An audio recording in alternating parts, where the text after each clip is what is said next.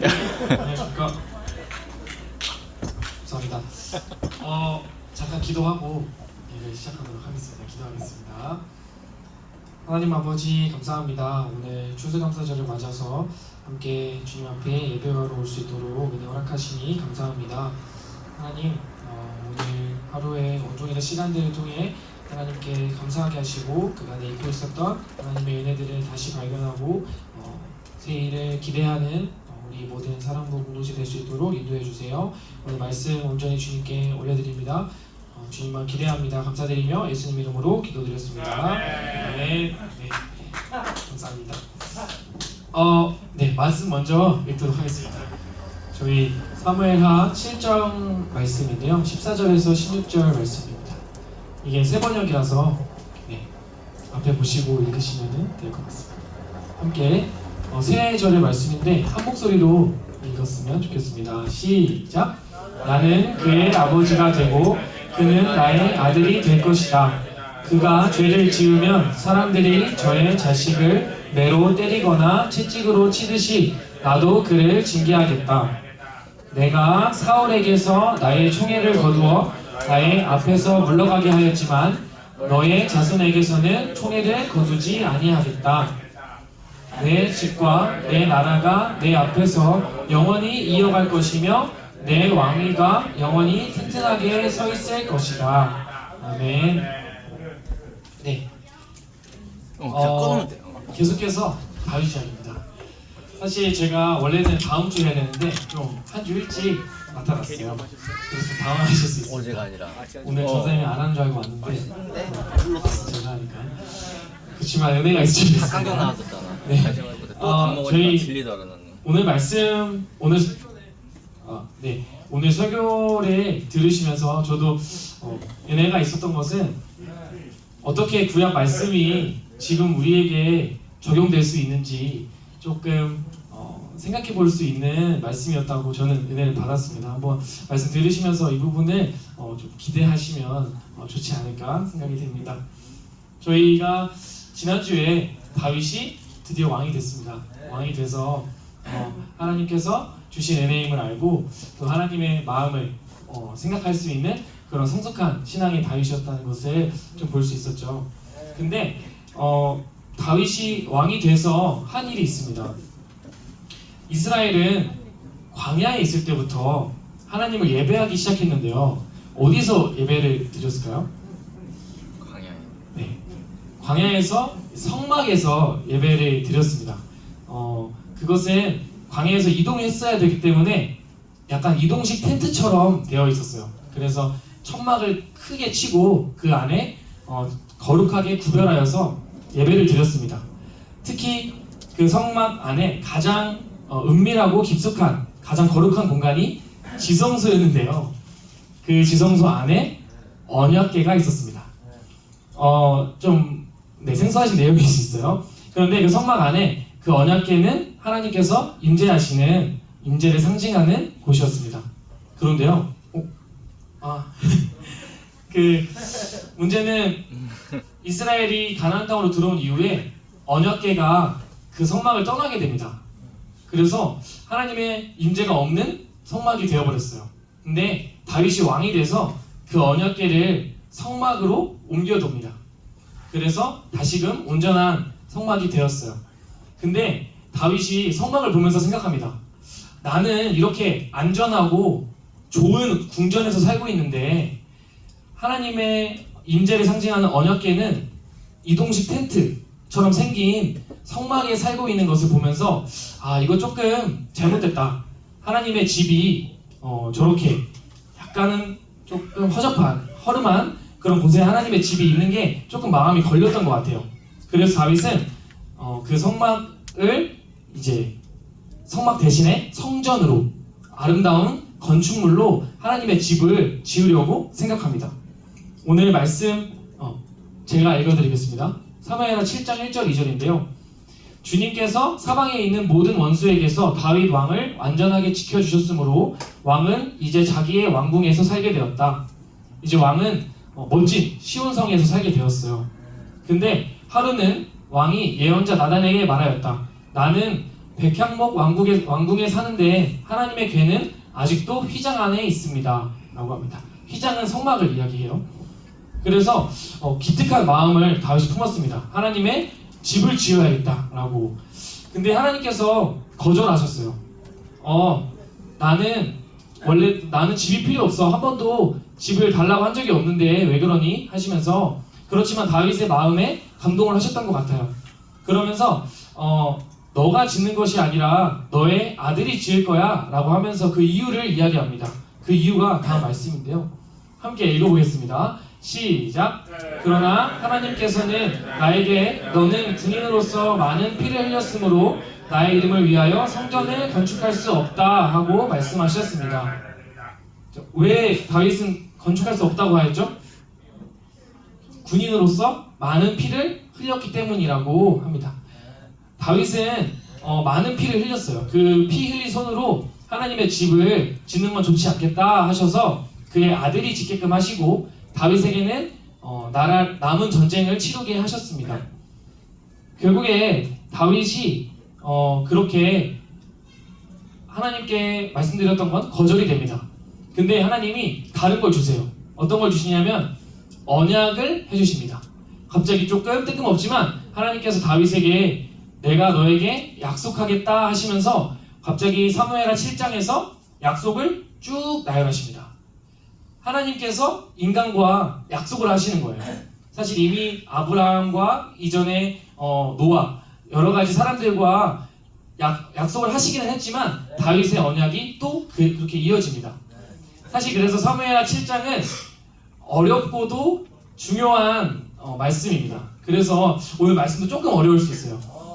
그런데 왜냐하면 다윗의 언약 이것은 이전의 구약성경의 언약들과의 연장선상에 있고요. 또 신약의 예수님으로 완성된 그 언약과 연결이 되거든요. 그 중에 아주 중요한 중간에 위치를 차지하고 있습니다. 그 다윗 언약에 대해서 많은 내용들이 있지만 오늘은 다윗의 자손들을 향한 언약에 대해서 그 내용에 대해서 조금씩 한번 보겠습니다. 하나님께서 다윗에게 약속을 하신 거예요.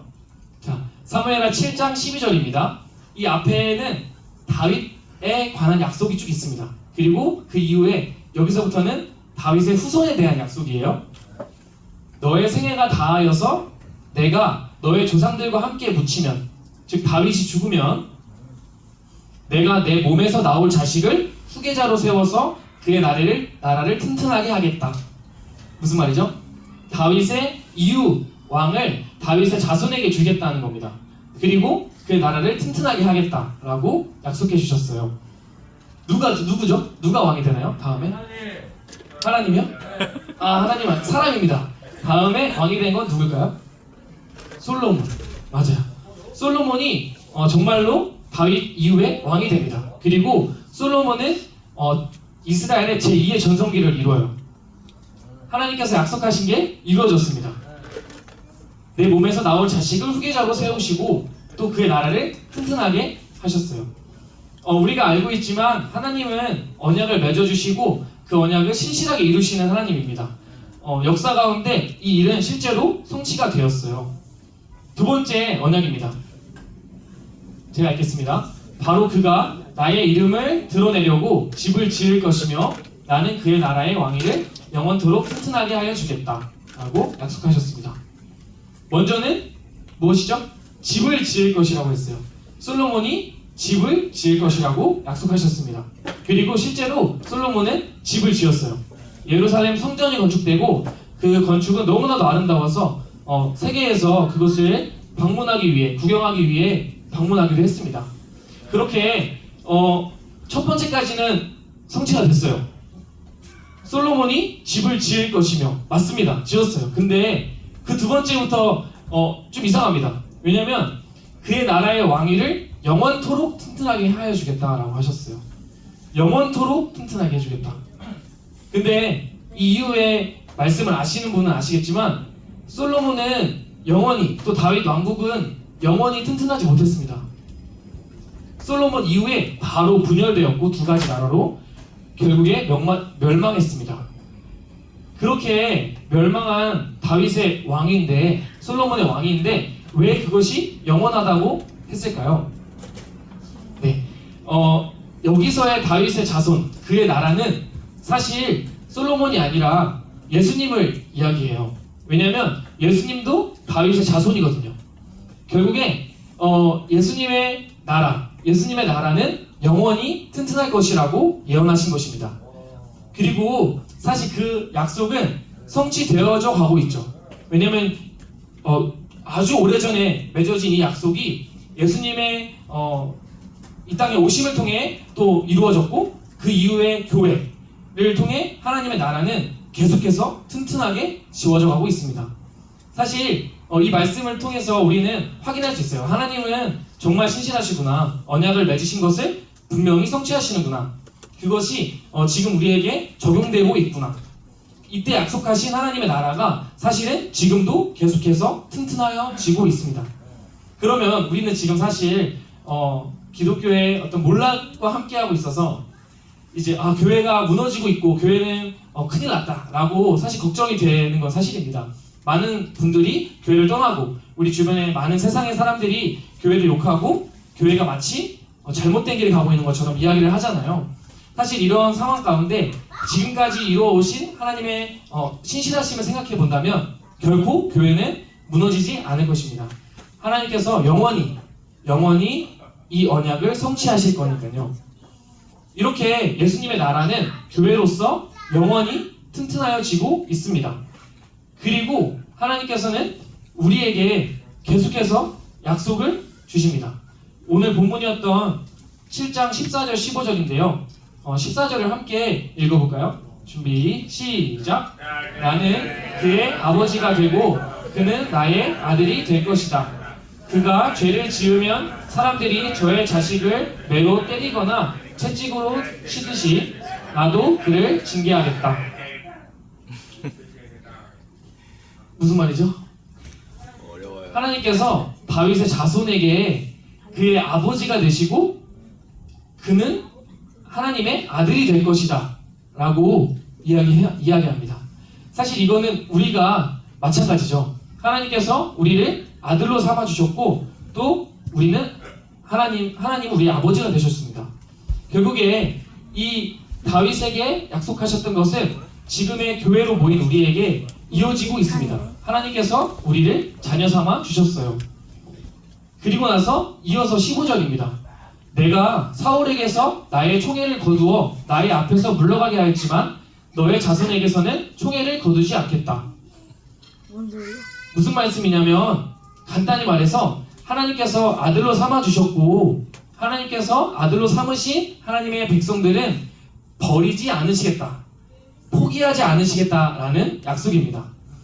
하나님께서 사울은 포기하셨거든요. 여보세요. 사울이 하나님을 떠났고 하나님의 뜻대로 살지 않아서 사울 대신에 다윗을 그 다음 왕으로 삼으셨습니다. 그런데 하나님께서 이제는 그렇게 하지 않으시겠다고 말씀하세요. 나 30분. 내가 사울에게 총애를 거두었지만 너의 자손에게서는 총애를 거두지 아니하겠다라고 분명히 약속하십니다. 3시까지인 것 같아. 3시. 결국 우리가 하나님의 자녀로 아주 오랜 시간이 지났지만 그 언약을 신실하게 성취되어 가고 있고요. 또한 동시에 우리에게 우리의 죄악 가운데 우리를 버리지 않으시고 포기하지 않으시고 용서하시며 다시 하나님의 자녀로 받아주시겠다라고 또한 약속하셨습니다. 아하.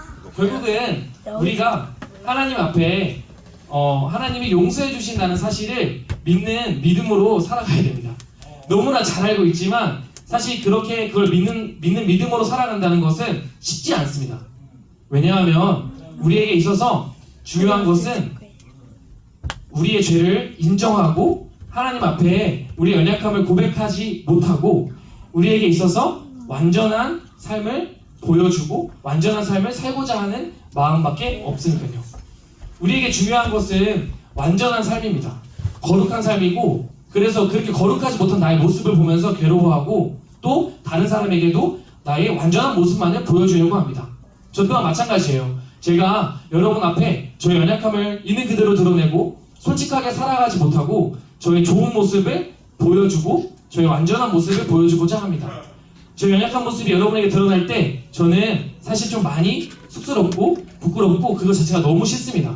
그런데 사실 이것은 오늘 말씀과 또 성경에서 하나님께서 말씀하셨던 내가 너희의 죄를 사하였으니 너희는 나에게 와서 용서를 빌고 내가 주는 은혜로 살아가라 하는 그 말씀을 믿는 모습이 아닙니다. 내가 스스로 완전한 삶을 살려고 하고 내가 죄가 없는 것처럼 스스로 생각하는 것이죠.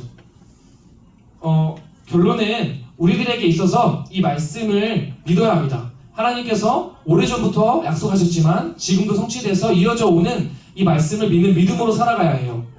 근데 이 말씀을 믿는 믿음으로 살아가는 삶은 우리의 잘못을 인정하고 우리의 죄를 고백하고 하나님께 은혜를 구하는 자세이지 완전하게 살려고 발버둥치며 완전하지 못한 모습을 자책하고 다른 사람에게 완전한 모습을 보여주기만을 원하는 삶이 아니라는 것입니다.